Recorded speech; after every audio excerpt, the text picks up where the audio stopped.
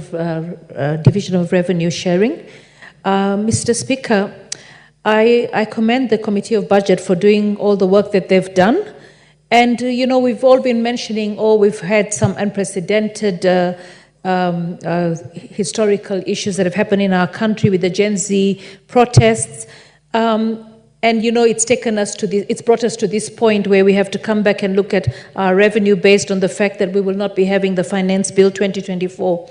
But I want to take this opportunity to mention a few of the people that lost their lives during these protests. There was Rex Masai, Evans Kiratu, Eric Shieni, David Chege, Bisley Kamau, Ibrahim Kamau, Kennedy Onyango, Abdi Kadir, Charles Ngere, Ikebath Mukei.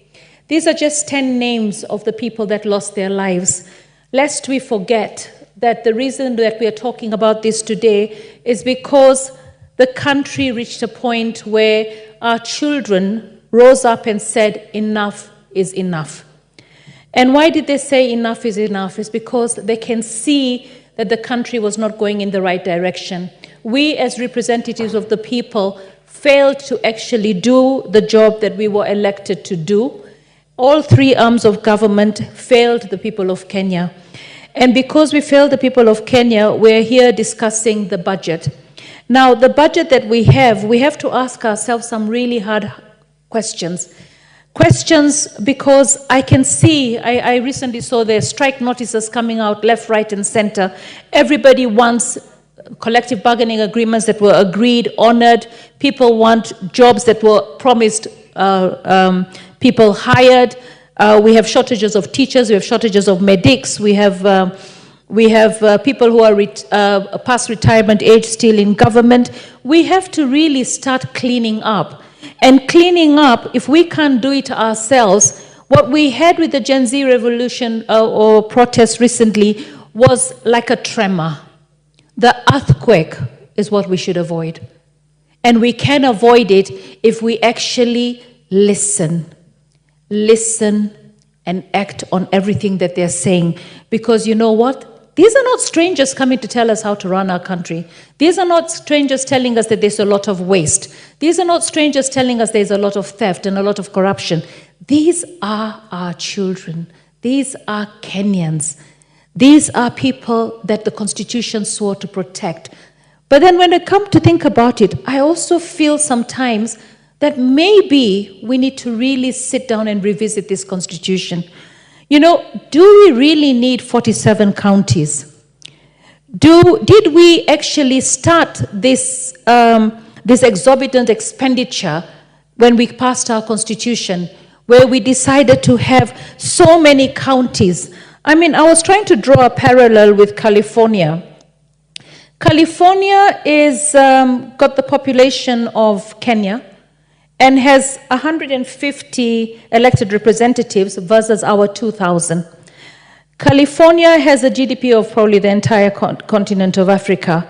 And here in Kenya, we, right now, when we think about it, we are, I think, overrepresented.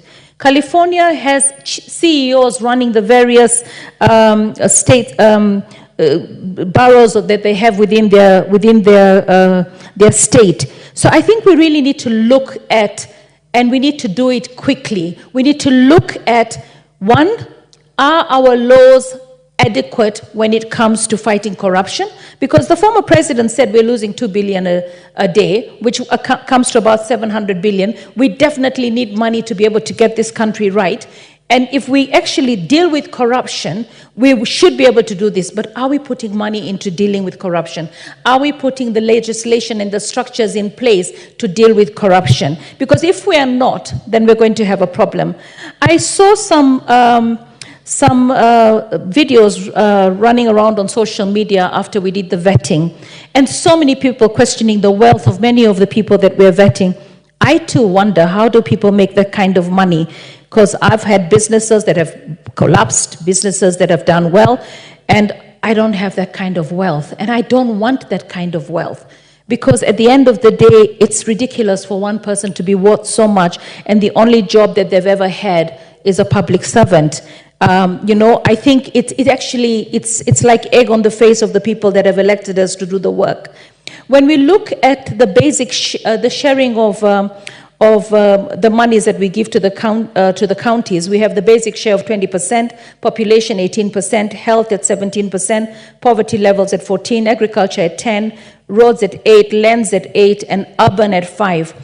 I have a feeling that when we come up with 7.8 in equalization, are we asking ourselves whether the money we've already given them is actually had an impact on poverty alleviation? Devolution was supposed to sort that. Some of the counties that are so poor that children are still studying under the trees have been given billions of shillings since we started with devolution. So we obviously have a problem, and yet the governors that have left those counties are billionaires today, shamefully. So I feel that while we're looking at the revenue sharing, while we're looking at the monies at the various, to all the government and the three arms of government, I think the most important thing that we have to look at is pending bills. I mean, we should have, as a government and counties, we've actually impoverished a lot of Kenyans. We've taken services from Kenyans and we've not paid them. And we're not even providing. We keep having committee after committee. And these are Kenyans who've actually employed people, borrowed money from banks that have actually now, some of them are committing suicide, some of them are actually having serious mental health issues. We have to be a country that cares.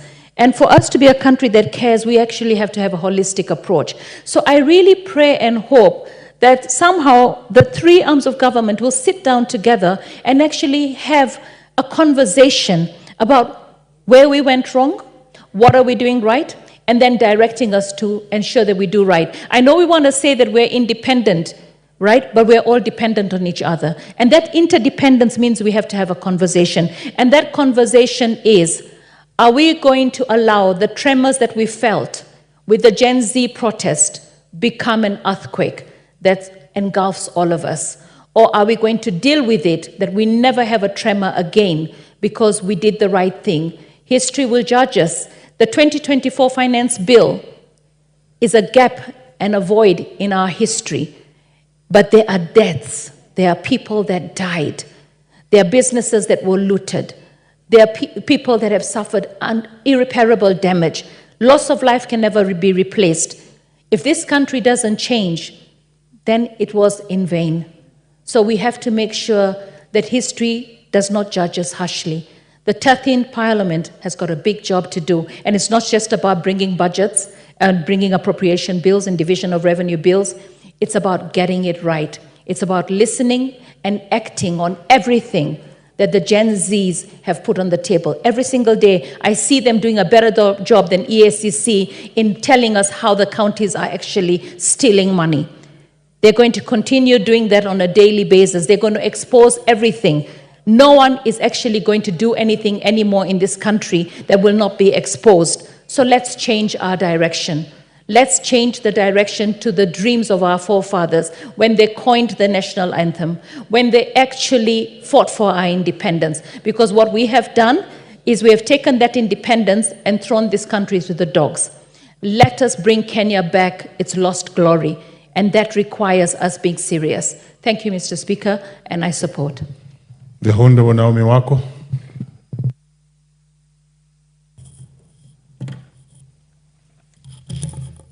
Thank you, Honorable Speaker, for allowing me to add my voice to this very important debate as I congratulate the committee for the great work they have done.